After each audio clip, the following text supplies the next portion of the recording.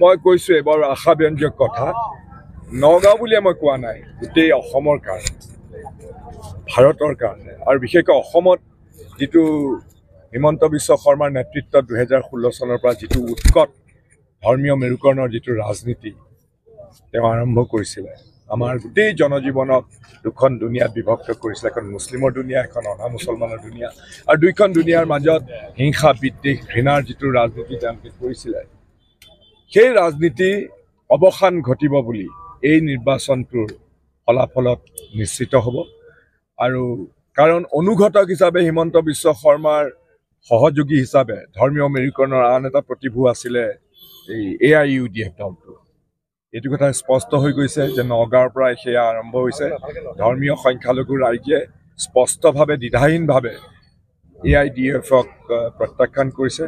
আৰু নগাঁৱৰ পৰা সেই বাৰ্তা চাৰিওফালৰ পৰা বিয়পি পৰিলে ধুবুৰীত এতিয়া সম্পূৰ্ণভাৱে AIUDF ধুবুৰীৰ মাটিতে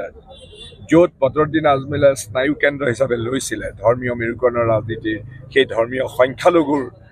সাম্প্ৰদায়িক ৰাজনীতি কৰাৰ যিটো স্নায়ু কেন্দ্ৰ সেইটোতে গৈ আমাৰ ৰকিবুল হুছেইন ডাঙৰীয়াই বদৰুদ্দিন আজমল ডাঙৰীয়াক বহু লাখৰ ভোটৰ ব্যৱধানত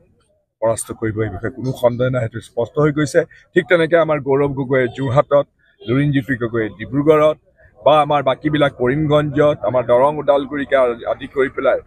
আমাৰ চাৰিওফালে আমি কংগ্ৰেছ দলে এই নিৰ্বাচনত শক্তিশালীভাৱে আত্মপ্ৰকাশ কৰিবলৈ ওলাইছোঁ সেই বিষয়ে কোনো সন্দেহ নাই এক্সিট পোলটো ভুৱা প্ৰতিপূৰ্ণ হ'বলৈ গৈ আছে কি ক'ব একেবাৰে চব এক্সিট পোলটো হ'ল এই অৰ্ণৱ গোস্বামী জাতীয় যিবিলাক দিল্লী নয়ডা আৰু বম্বেত সোমাই থাকে যিবিলাকে চাহেবী কৰে আৰু অমিত শ্বাহ আৰু নৰেন্দ্ৰ মোদীৰ পকেটত সোমাই থাকে তেওঁলোকৰ কামেই হ'ল যে এইসকলৰ গুণগান কৰা আৰু বিৰোধী পক্ষক আক্ৰমণ কৰা পেংলাই কৰা আৰু যেতিয়াই এক্সিট পোল ওলাইছিলে আমি বৰ স্পষ্টভাৱে কৈছিলোঁ তেওঁলোকে যেনে তেনে ভাৰতৰ জনসাধাৰণক বিশেষকৈ কংগ্ৰেছ আৰু বিৰোধী দলৰ লোকসকলক সাধাৰণ কৰ্মীসকলক তেওঁলোকে বিভ্ৰান্ত কৰিবৰ কাৰণে মনোবল হ্ৰাস কৰিবৰ কাৰণে আৰু আনহাতে তেওঁলোকৰ ব্যৱসায়িক